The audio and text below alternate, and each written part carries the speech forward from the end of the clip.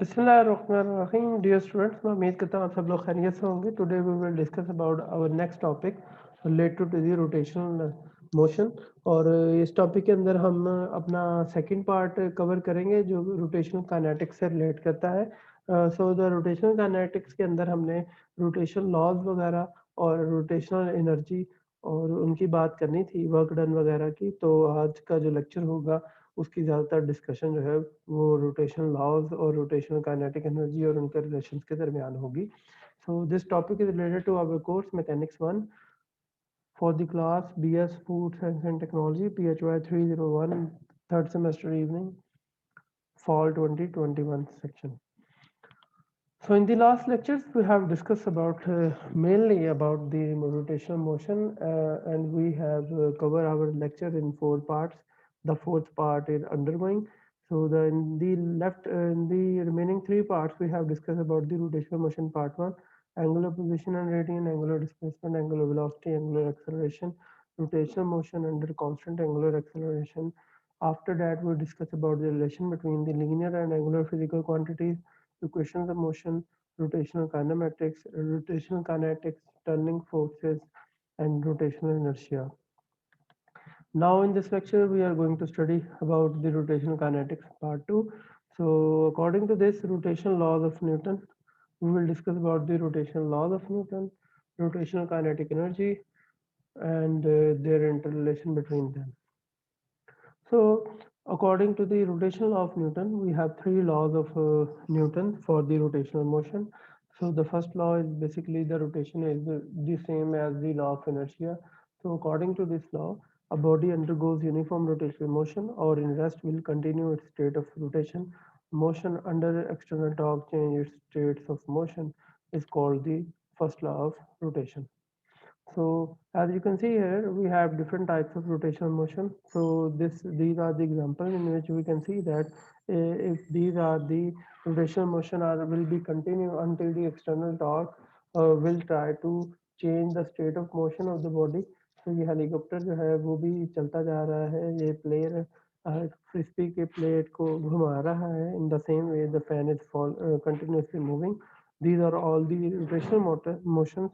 और इनको स्टॉप करने के लिए we need some external anti turning effect force जो इन सबको ऑपोजिट डायरेक्शन में जाने से रोके. So in this way we can say that this is the first law of rotation of inertia, जो कि ये बता रहा है कि मूविंग बॉडी भी अपना एक स्टेट ऑफ मोशन को बरकरार रखती हैं और इनको चेंज करने के लिए we need some external torque.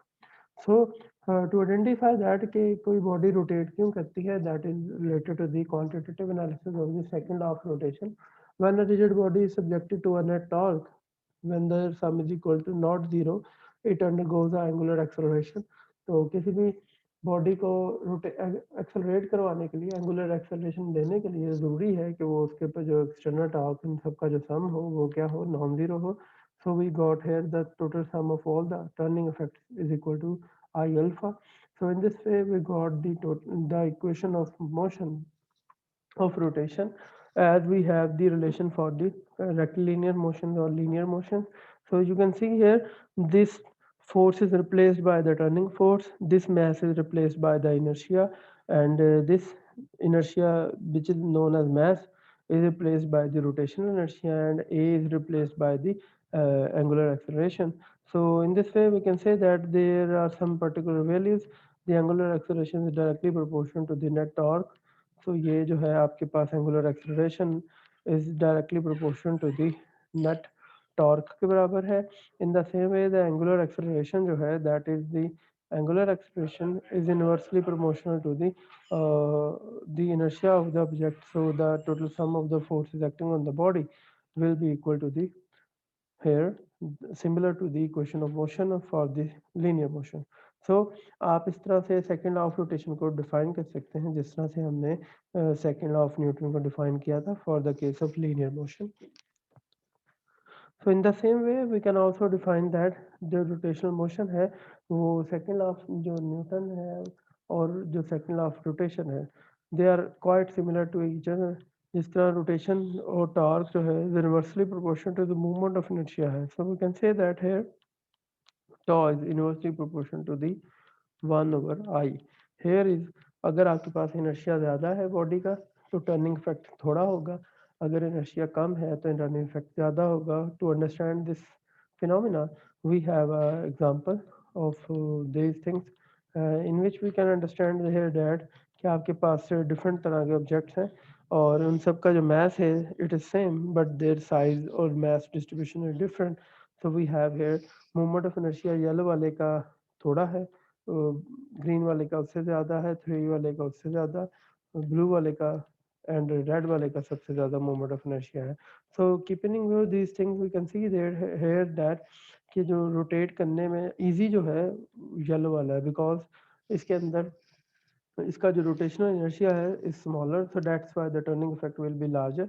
In this way we can say that कि यहाँ पे इनर्शियल इफेक्ट कम है जिसकी वजह से जो टर्निंग इफेक्ट है बॉडी के अंदर वो ज़्यादा है as compare to the red one. आप देख सकते हैं कि रेड के अंदर और ब्लू वाले के येलो वाले के अंदर क्वाइट डिफरेंस है और ये सबसे स्लोएस्ट है और ये सबसे फास्टेस्ट है।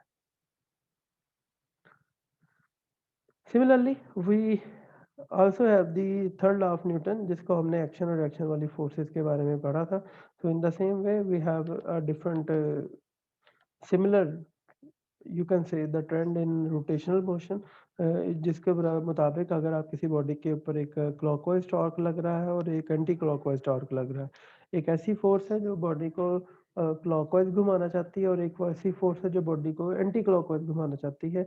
तो ये दोनों फोर्सेज जो हैं वो एक दूसरे के ऑपोजिट हैं जिसकी वजह से आपके पास according to the third law of rotation the principle of movement states that when the object is in equilibrium, the sum of anti-clockwise movements about a turning point must be equal to the sum of the clockwise movements.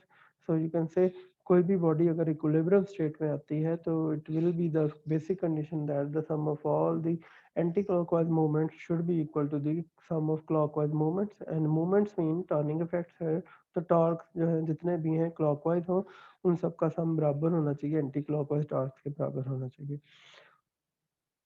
In the same way, we can also compute the angular momentum of the body. So the angular momentum of the body जो है that is again a important parameter to understand the rotational motion and calibrate their aspects. So we can say that कि आपके पास जो है angular momentum जो है वो बराबर होगा इनर्शिया मोमेंट ऑफ इनर्शिया और angular velocity. This value is the same as we have कि पी जो लिखा जाता था लीनियर मोमेंटम होता था और वो लिखा जाता था एम इंटू वी। एम आपके पास क्या होता था मास और वी क्या होता था velocity.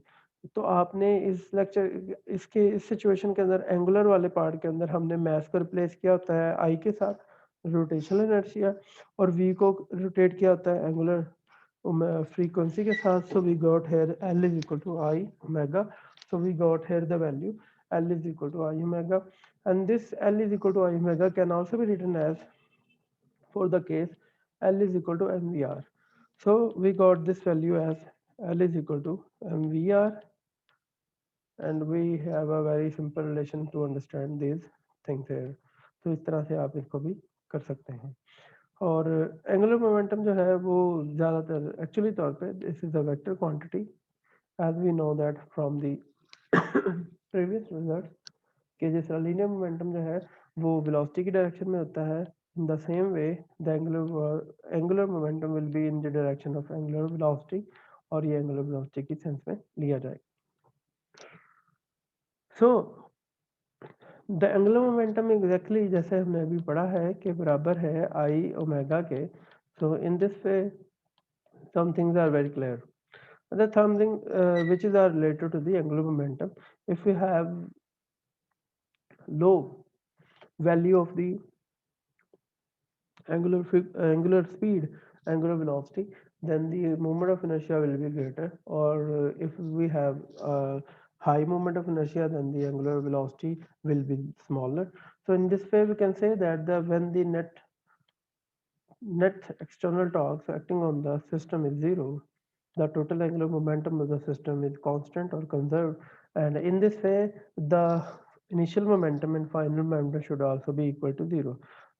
So we can say that यहाँ पे आपके पास जो है देख सकते हैं कि ये जो पर्सन है जैसे ही अपने हैंड को एक्सटेंड करता है तो इसकी जो स्पीड है वो स्लो हो जाती है घूमने की, और जैसे ही वो अपने हैंड्स को क्रंच कर लेता है अपनी बॉडी की तरफ तो ये ज़्यादा स्पीड से घूमता है। What is the reason? The reason is that कि इसके ऊपर किसी किस्म की कोई एक्सटर्नल फोर्स अप्लाई नहीं हो रही, बट इसके बावजूद जो है इसकी जो स्पीड है वो वेरी होती है because of the simple important physical phenomena is the law of conservation of angular momentum. According to this law of conservation of angular momentum, जैसे ही वो अपने हैंड को स्ट्रेच करता है, बढ़ाता है उसकी, तो उसका मोमेंट ऑफ इनर्शिया जो है इट बिकम्स लार्जर, जिसकी वजह से मोमेंट ऑफ इनर्शिया जो है वो उसका बढ़ जाता है और उस वजह से जो स्पीड है वो स्लो रहती है। बट जैसे ही मोमेंट ऑफ इनर्शिया जो इसका है वो उसका आर अपनी तरफ उसके हैंड्स को क्रंच करता है अपनी बॉडी की तरफ, तो उसका जो मोमेंट ऑफ इनर्शिया रेडियस जो है वो कम हो जाता है। रेडियस के कम होने से आई कम हो जाता है, आई के कम होने से जो ओमेगा है वो बढ़ जाता है, जिसकी वजह से उसकी स्पीड जो है वो बढ़ जाती है। And this is the you can से clear cut example of the law of conservation of angular momentum, जिसके अंदर ये क्लियरली देखा जा सकता है कि law of conservation of angular momentum दो पैरामीटर्स पे डिपेंड करता है, आइदर दिस वन और दिस वन। तो अगर एक चीज कम हो रही दूसरी बढ़ जाएगी, दूसरी कम हो रही है तो ये वाली बढ़ जाएगी। ये कंडीशन तब ही लग सकती है अगर आपकी सिस्टम जो है वो आइसोलेटेड हो, बिल्कुल इंडिपेंडेंट ऑफ ऑल फोर्स, किसी भी किस्म की एक्सटर्नल टॉर्क वगैरह उस पर डिपेंड ना करते हो। Similarly, we can also go for the rotational kinetic energy. तो रोटेट जब कोई चीज रोटेट करती है, so obviously when the body in a state of motion, then it carries the energy. So whenever the body is rotating, then it's also carrying the energy, and that particular type of the energy of rotating body is known as rotational kinetic energy. और rotational kinetic energy जो है वो compute की जा सकती है in a different way. So as we have here, an object is rotating about z-axis with an angular speed omega, has the rotational kinetic energy. The total rotational kinetic energy of the rigid body is the sum of all the energies of all its particle. Kr is equal to, for example, the total rotational kinetic energy is represented by Kr, और जो कि लिखा जा सकता है sum of all the points I particles and Ki, because rigid body जो है वो बहुत सारे पार्टिकल से मिलके बनी हुई है, so we can say that कि जो काइनेटिक एनर्जी है वो लिखी जा सकती है इन दिस वे कि K is equal to half m v square, और आप जानते हैं कि v को लिखा जा सकता है v is equal to r omega. So by putting the value of v is equal to r omega in this equation, we can write it as here. So we can write it as here v is equal to R omega, और इसकी value put करने के बाद हम यहाँ पे directly लिख सकते हैं कि ये आपके पास होगा half M R square omega square और दिस वे। तो we got this value, M R square की जगह आप क्या लिख सकते हैं, आई लिख सकते हैं, so we got this I here, so we have the moment of inertia and omega C. तो in a very simpler way हमने एम को आई से रिप्लेस कर दिया, वी को ओमेगा से रिप्लेस कर दिया, और इसकी भी रोटेशनल एनर्जी काइनेटिक एनर्जी का जो रोटेशनल काइनेटिक एनर्जी का जो यूनिट है दैट इज द जॉउल। सिमिलरली जिस तरह वर्क डन और एनर्जी का आपस में ताल्लुक होता है, जिसे हम वर्क एनर्जी थ्योरम कहते हैं, उससे हम जिस तरह लीनियर मोशन के लिए एक दूसरे को ट्रांसफॉर्म कर सकते हैं, एनर्जी को वर्क के अंदर कंसिडर कर सकते हैं, वर्क को एनर्जी में कंसिडर कर सकते हैं, in the same way we can also do the same things for the rotational kinetic energy always. So as well, so उस हवाले से जो है change in kinetic energy, kinetic energy final mass initial is equal to half mv f square minus half mv I square. So the kinetic energy is for the point mass only. तो ignoring the rotation आप देख सकते हैं कि easily आप सिर्फ और सिर्फ एफ डॉट डी एस और एफ डॉट वी से उसकी पावर और वर्क डन को कंप्यूट कर सकते हैं।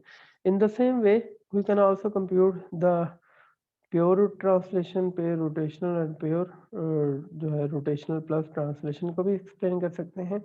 The first case is that जिसके अंदर आपकी जो बॉडी है वो सिर्फ और सिर्फ ट्रांसलेटरी मोशन करती है। तो अगर ऐसी सिचुएशन जिसके अंदर बॉडी सिर्फ और सिर्फ ट्रांसलेटरी मोशन करे, तो इस तरह की बॉडी को समझने के लिए हम सेंटर ऑफ मास के लिए सहारा लेंगे। तो हम सबसे पहले इस तरह की बॉडी के लिए हम उसका सेंटर ऑफ मास जो है वो लोकेट करने की कोशिश करते हैं। For example this centre of mass is located on the centre of the mass. तो उसके हवाले से आप देख सकते हैं फॉर प्योर ट्रांसलेशन मोशन, तो जितना नेट वर्क डन होगा वो चेंज इन काइनेटिक एनर्जी के अंदर कन्वर्ट हो सकता है। और के सी एम एफ माइनस के सी एम आई, तो we have is equal to 1/mv F square minus M V I square के हिसाब से लिया जा सकता है। For the case of pure rotation के अंदर सेंटर ऑफ मास के जो डिस्प्लेसमेंट है वो जीरो होता है, इस वजह से वेलोसिटी जीरो होगी और हमारे पास सिर्फ क्या रह जाएगा, only we left with the case जिसके अंदर आपके पास जो है रोटेशन होगी. Due to this rotation the whole energy will be work done will be converted into the change in kinetic energy.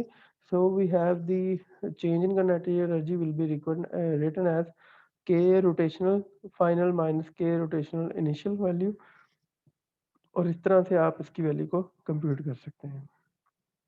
But for the case of rolling is basically considered as the pure rotation plus pure translation. So it's the sum of all these two things.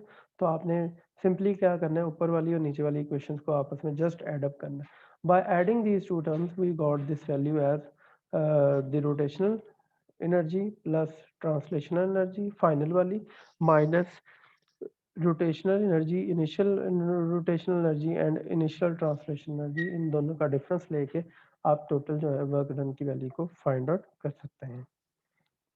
सो इस तरह से आप जो है वो किसी भी body और उसकी रोटेशन वगैरह को और उन सबको रोटेट कर उन सब के बारे में स्टडी कर सकते हैं कि किस तरह से उनकी जो एनर्जीज हैं वो वर्क डन में और वर्क डन जो है एनर्जीज में कन्वर्ट हो रहे हैं.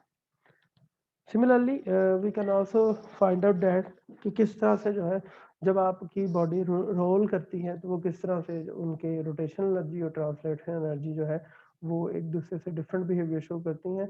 So this is in this animation we can see that कि आपके पास ये जो क्यूब है ये स्लाइड कर रहा है, सारे क्या कर रहे हैं, वो सारे के सारे आपके बाकी जो जितने भी दूसरे वाले हिस्से हैं वो सारे के सारे आपके पास क्या है, वो सारे के सारे आपके पास रोटेट हो रहे हैं. तो इसके अंदर जो सबसे lowest you can say the speed किसकी होगी, ये लास्ट वाले बॉल की है, जबकि जो मैक्सिमम स्पीड किसकी है वो स्लाइड करते हुए रोल क्यूब की है. बिकॉज ऑफ दैट कि ये सिर्फ स्लाइड कर रहा है तो रोटेशनल एनर्जी नहीं है इसके अंदर, वो सारी की सारी पोटेंशियल एनर्जी ट्रांसलेशन में कन्वर्ट हो रही है, जबकि इन कंडीशंस के अंदर जो है सिचुएशन काफ़ी डिफरेंट है. इस तरह की सिचुएशन को सॉल्व करने के लिए आप इस तरह से भी चीज़ों को देख सकते हैं कि एक्चुअली तौर पे यहाँ पे किसी हाइट से जब आप किसी इस तरह पार्टिकल को छोड़ रहे हैं तो they have stored form of potential energy, और जैसे जैसे उनकी हाइट कम हो रही है this form of energy is converted into the kinetic energy, और इस तरह से ये आपस में एक दूसरे के साथ इंटर कन्वर्ट हो रही हैं ये सारी की सारी एनर्जीज, और उसके मुताबिक ये सारी चीज़ें चल रही हैं. सो इस तरह आपको कोई भी रिलेशन दे के इस तरह की सिचुएशन दे के आपसे पूछा जा सकता है कि बताएं किसकी स्पीड सबसे ज़्यादा होगी, कौन सा लेट पहुंचेगा, कौन सा जल्दी पहुंचेगा पार्टिकल, और it will depend upon the again I am going to clear you that it will depend upon the simple relation that 1/2 I omega. ये तब होगा जब अगर आपकी बॉडी सिर्फ और सिर्फ रोटेट कर रही होगी, और जबकि अगर आपसे ये पूछा जाता है कि ये जो प्रेजेंट कंडीशन हैं ये अदर देन सिचुएशंस के लिए, तो आपके पास कंडीशन ये होगी कि it will be like this. Here we have I omega square, okay, and plus we have half mv square here. So in this situation we have two types of the energies, तो इन दोनों के सम को लेके चलना होगा. So the present case is for this way, ये actually तौर पे रोल कर रही हैं. So for this case we will do such calculation for the energy, जबकि ये तब होगा जब बॉडी सिर्फ और सिर्फ उधर ही खड़ी रहे, ट्रांसलेट ना हो और जस्ट रोटेट कर रही है. तो आपने इन सारी छोटी छोटी चीज़ों को मद्देनजर रखते हुए चीज़ों को परस्यू करना है. इंशाल्लाह अपने नेक्स्ट लेक्चर के अंदर इंशाल्लाह वर्क डन और कंजर्वेटिव फोर्सेस के बारे में पढ़ेंगे. हम वर्क डन से की मदद रखते हुए किस तरह से कंजर्वेटिव फोर्स को आइडेंटिफाई कर सकते हैं, इंशाल्लाह अपने नेक्स्ट लेक्चर के अंदर हम इन सारी बातों का जिक्र करेंगे. मैं उम्मीद करता हूँ आपको इस लेक्चर की समझ आई होगी. फिर भी किसी किस्म का कोई प्रॉब्लम है, कोई डिस्कशन है, तो आप हमारे इंटरेक्टिव सेशन को ज्वाइन कर सकते हैं जूम मीटिंग के ज़रिए से, व्हाट्सएप ग्रुप के ज़रिए से, और यूट्यूब कमेंट सेक्शन के ज़रिए से आप अपनी क्वेश्चन और डिस्कशन को कर सकते हैं. अपना आप सब लोग ख्याल रखिएगा जी. अल्लाह हाफिज़.